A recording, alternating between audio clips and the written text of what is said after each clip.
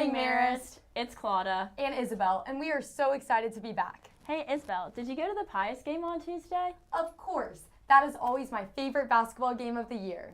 I always enjoy watching them try to steal our taco. Well, thankfully, once again, they did not succeed. Congrats to our girls for another great win against Pius and Coach Moore. And shout out to the boys for putting on a great game. It's been so fun watching players go from middle school to playing on varsity the past few years. I totally agree. Speaking of middle school basketball, you may know him as the football coach, but he also coaches 8th grade girls basketball. Here's an interview from Brady Berry with Coach Perez. Take it away, Brady. 2 minutes. He's made tremendous impacts on the athletics department, both as a player and as a coach. But outside of athletics, Coach Perez is a health and PE teacher. He was a starting quarterback at Marist, where he made a run at the state championship in his senior year. Coach Perez then went on to play 4 years at Georgia Tech. Although he was a great athlete, his legacy and impact at Marist as a coach and teacher all started from one phone call with Coach Franks.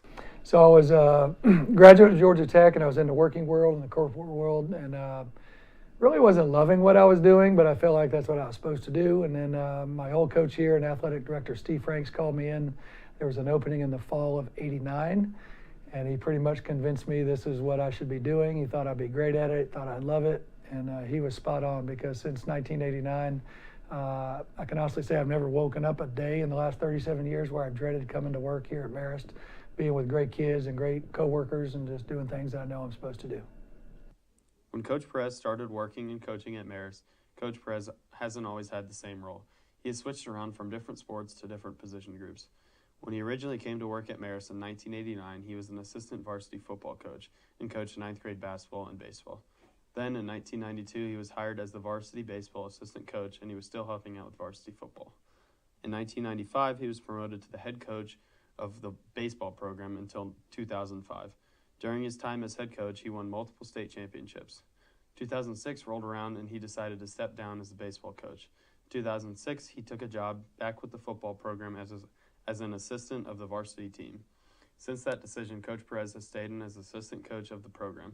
Although he has switched positions for which he coaches, up until 2007 he had been coaching running backs, but in 2007 Coach Chadwick called him in and asked him to coach the offensive line.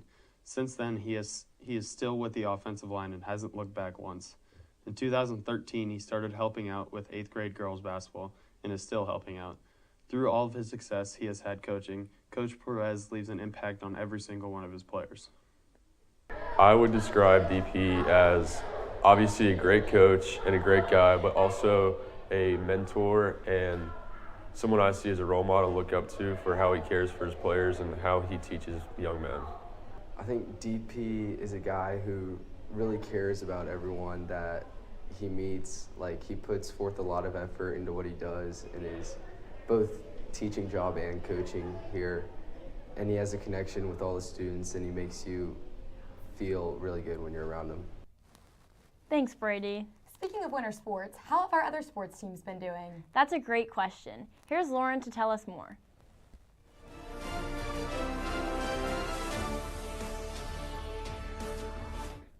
What's up, War Eagles? This is Lauren Greenhill with this week's Sports Report.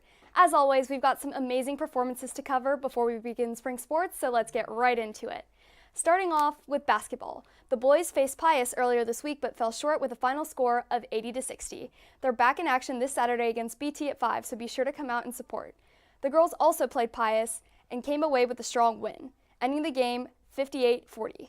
They'll take on BT this Saturday as well, with tip-off at 3:30.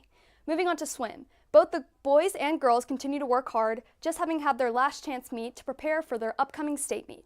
We'll cheer them on next Wednesday and Thursday as they represent our school in the pool.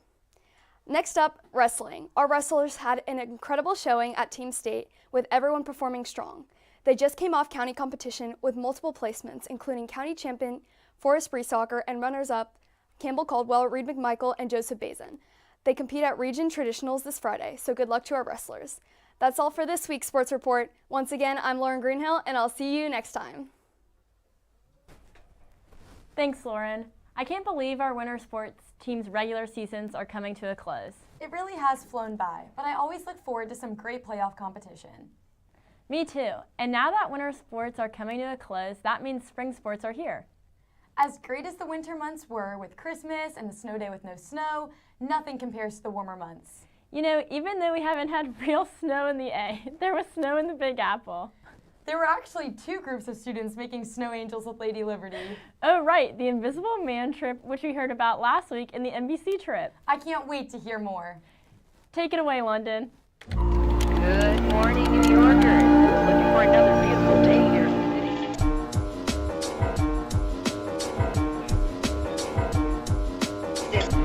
January 15th, select members of the Mayor's Broadcasting Club embarked on a New York trip in which they got exclusive tours of broadcasting studios including Bloomberg, NBC's most notable shows such as The Today Show, SNL, and The Tonight Show.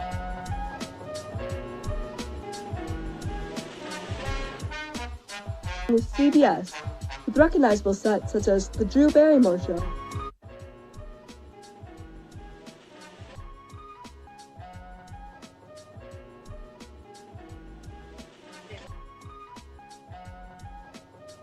guided by industry professionals and Marist alumni, the students got a chance to gain information on the broadcasting and journalism industry with behind-the-scenes and questionnaires, along with the chance to film their very own talk show segment. Jimmy Fallon and Connor. Can you look into the camera and show the people at home your villain face? 30 Rock and Rollers. I'm gonna go with it. The correct answer is 1933. So your talented control room. I'm Amay here, and here are your hosts, Jimmy Fallon and Connor. Throughout the trip, there are of course chances to explore the historic city. Thank you so much for joining me. Can't wait to see what next year's trip is like. London did, NBC.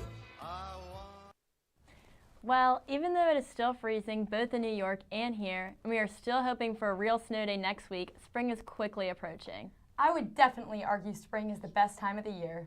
I totally agree. I can't wait for senior spring with soccer games, the sing-off, spring break, and graduation. I mainly can't wait for the sun to come out and these freezing winter days to be behind us. We'll be there soon enough. Well, Maris, that's all we have for this week. This week's poll is snow day or beach day. Vote and follow us on Instagram at MarisNBC. Birthday shoutouts go to Elizabeth Baldwin, Lauren Greenhill, Philip Schenberg, and Jack Walston. Happy birthday. Have a great day, Maris. And we'll see you next time.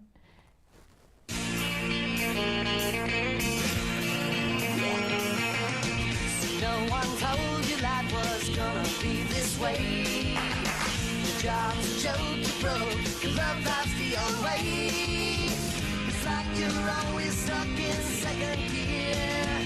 But when it hasn't been your day, week, your month, or even your year. But I'll be there for